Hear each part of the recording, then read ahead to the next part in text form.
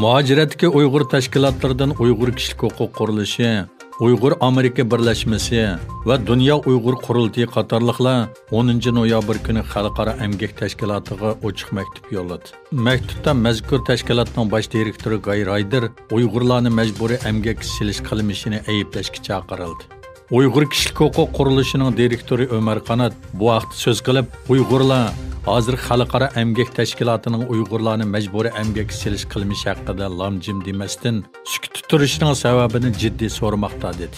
Dunyo Uyg'ur qurultiyining raisi Dolqin Aysa bo'lsa, emgakchilarning haqlarini qo'g'dash uchun ta'sis qilingan bundaq bir tashkilotning Uyg'urlarni majburiy emgak silishga bu qadar sukut qilishi faqatli qamlashmagan ish dedi. Maktubda Xitoy hukumatining Xalqaro emgak tashkiloti ahdnomasiga imzo qo'yganligini ko'rsatish bilan birga, Xitoy hukumatining majburiy emgakni cheklash majburiyati borligi, ammo navbat shuncha ko'p paketlar Xitoy hukumatining Uyg'urlarni majburiy emgak silayotganligini ko'rsatayotganligi tilga elinib, ularning bu masalada hamda davomli sukut turmasligiga chaqirdi.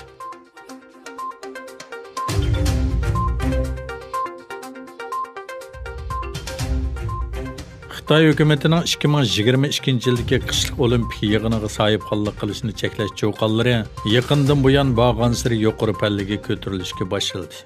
Ba'zilar bu holni 2008-yildagi Beijing olimpik yig'iniga qarshi turishdan ig'ir bo'lgan qarashlarga duch kelmoqda deb qaramoqda ekan. Iqtisodshunos gazetining 8-noyabrdagi maqolasida aytilishicha, navbatda Avstraliya, Angliya, Amerika qatorliq ellardagi yuqori darajali hukumat amaldorlari, jumladan Angliyaning tashqi ishlar vaziri Dominic Raab qatorliqlar buningda aktiv faoliyatlarda bo'lmoqda ekan. Ular Xitoy hukumatining Uyg'urlarni lagerlarga qamash hamda ularga qarata majburiy tug'mas qilib etish, majburiy emgak qatorliq qilmishlarini ayblab, mushunda qabiy qilmishlar bilan shug'ullanayotgan bir davlatning olimpik musobaqasi o'tkazmoqchi bo'lishi olimpik yig'inining hech qanday ro'yiga uyg'un emas deb ko'rsatgan. Shundaqla natsistlar Germaniyasidami 1936-yili Berlinda Adolf Hitlerning obrazini gavdalantirish uchun shu xildagi musobaqaga sahibxon bo'lganligini eskartgan.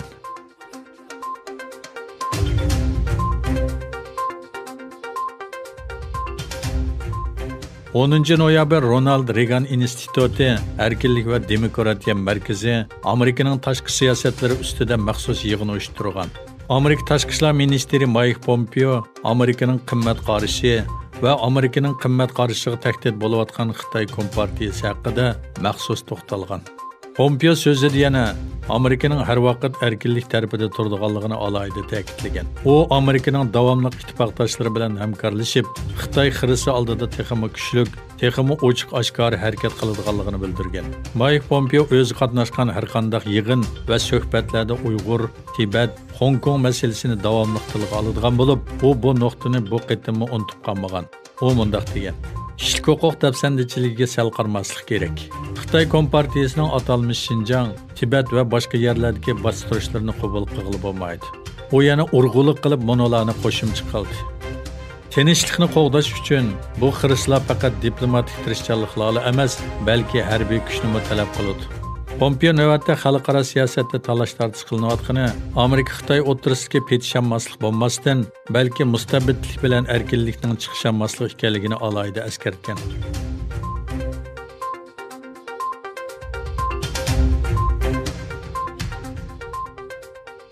Xitoy virusiga qarshi vaksina tadqiqoti bilan shug'ullanadigan Sinovac biotexnika tajribaxonasi Braziliyadagi klinikalik sinaq jarayonida hodisa yuz bergandan keyin vaksinaning ishonchli ekanligini e'lon qildi.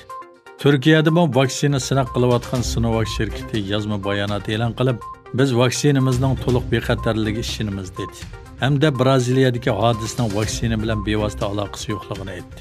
Braziliya Sahiya nazorat boshqarish idorasi dushanba kuni bayonot e'lon qilib, 29-oktyabrdagi og'ir klinikalik hodisadan keyin Sinovacni klinikalik sinaq qilishni to'xtatishni qaror qilganligini bildirdi. Garchi bu organ hodisa to'g'risida tafsiliy tushuncha bermagan bo'lsa-mu, ammo bu xil voqealarning o'lim, ajallik agashma kasalliklar, og'ir miyiblik va doktorxonada yetish qatorliq klinikalik muhim masalalarni o'z ichiga oladiganligini o'ttirib qo'ydi. Yegilishicha, Sinovac'ning Braziliyadagi insonlar ustidagi tajribasi 7-oyning oxirida Braziliyada biologiyalik tadqiqot elib boradigan Butantan institutining hamkorligida boshlangan.